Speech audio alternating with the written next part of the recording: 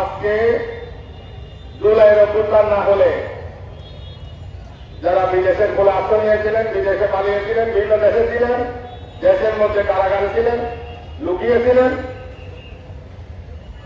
তারা কেউ পার্লামেন্টে যেতে পারতেন না, তারা কেউ মন্ত্রী হতে পারতেন না।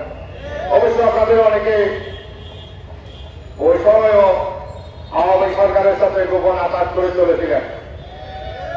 খালেদা জিয়া যখন বালির ট্রাক করে আটকা করেছেন তখনও আপনারা বের হন নাই, তখন আপনাদের ভোট বন্ধ করে দিয়েছিলেন। এই জন্য আজকে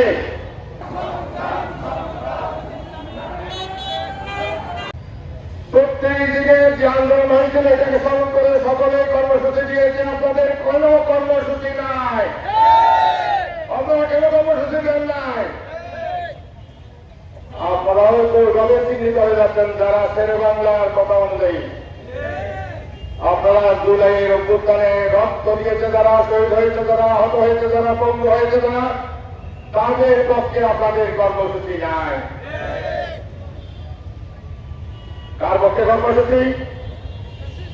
আপনারাই পরিষ্কার করবেন আশা করি জনগণের কাছে। আমরা আজকে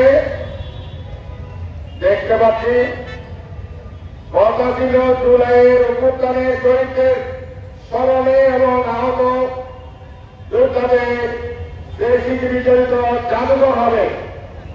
এই জাদুঘরকে আপনারা ব্রিজ করে রেখেছেন। কেন জাদুঘর প্রতিষ্ঠা করছেন না? কারণ এই জাদুঘরে আমাদের দেশের ছোট সোনামণিরা, স্কুল পড়ুয়া ছেলে মেয়েরা ওখানে গিয়ে দেখবে, ওরা আমাদের এই জাদুঘর হবে একটা জাগরণী সঙ্গীতের মতো।